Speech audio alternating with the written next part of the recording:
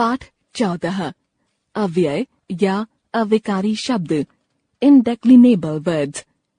शब्द विचार में आप पढ़ चुके हैं कि वाक्यों में प्रयोग के आधार पर शब्द दो प्रकार के होते हैं, विकारी या अविकारी।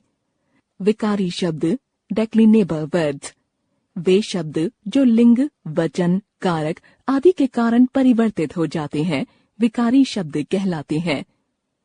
संज्ञा, सर्वनाम, क्रिया तथा विशेषण विकारी शब्द होते हैं। इनके विषय में आप पढ़ चुके हैं। आइए अब अविकारी शब्दों के बारे में पढ़ते हैं। अविकारी शब्द इनडेक्लिनेबल वर्ड्स। इसका अर्थ होता है जिनमें विकार, परिवर्तन न हो। वे शब्द जो लिंग, वचन, कारक आदि के कारण परिवर्तित नहीं होते, अविकारी शब्द कहलाते हैं। जैसे सीमा धीरे बोलती है, हाथी धीरे चलता है, तुम अधिक मत सोचो, सरिता अधिक मत बोलो। यहाँ आपने देखा कि इन वाक्यों में कर्ता सीमा, स्त्रीलिंग एक वचन, हाथी पुल्लिंग एक वचन, तुम पुल्लिंग एक वचन, सरिता स्त्रीलिंग एक वचन अलग अलग लिंग और वचन के हैं, परंतु किसी भी वाक्य में इनके अनुसार धीरे एवं अधिक शब्दों में कोई परिवर्तन नहीं आया। ऐसे ही शब्दों को अविकारी कहा जाता है। अविकारी के भेद काइंड्स ऑफ इनडेक्लिनेबल वर्ड्स। अविकारी शब्द 5 प्रकार के होते हैं, क्रिया विशेषण, संबंध बोधक, समुच्चय बोधक, विस्मयादि बोधक, निपात। क्रिया विशेषण एडवर्ब। चीता तेज दौड़ता है, वह कल आएगा, तुम यहीं रुको, सारिका कम बोलती है। ऊपर दिए गए चारों वाक्यों में क्रमशः तेज, कल, यहीं और कम शब्द क्रमशः दौड़ना, आना, रुकना तथा बोलना क्रिया की विशेषता बता रहे हैं। ये क्रिया विशेषण हैं। जो शब्द क्रिया की विशेषता बताते हैं वे क्रिया विशेषण कहलाते हैं। क्रिया विशेषण के भेद काइंड्स ऑफ एडवर्ब। क्रिया विशेषण के 4 भेद होते हैं। स्थानवाचक क्रिया विशेषण, जिस क्रिया विशेषण से क्रिया के होने के स्थान का बोध हो उसे स्थानवाचक क्रिया विशेषण कहते हैं। बच्चे बाहर खेल रहे हैं, तितली इधर उधर उड़ रही है, लड़की अंदर बैठी है, हमारा खेत आम के पेड़ के दाहिनी ओर है। इन वाक्यों में बाहर, अंदर, इधर उधर और दाहिनी शब्द क्रिया के स्थान का पता देते हैं, अतः इन्हें स्थानवाचक क्रिया विशेषण कहते हैं। स्थानवाचक क्रिया विशेषण की पहचान के लिए क्रिया के साथ कहाँ लगाकर प्रश्न किया जाता है। कुछ अन्य स्थानवाचक क्रिया विशेषण शब्द दाएं, बाएं, नीचे, ऊपर, आगे, पीछे, यहाँ, वहाँ, पास, दूर इत्यादि। कालवाचक क्रिया विशेषण, जिस क्रिया विशेषण से क्रिया के काल का पता चले उसे कालवाचक क्रिया विशेषण कहते हैं।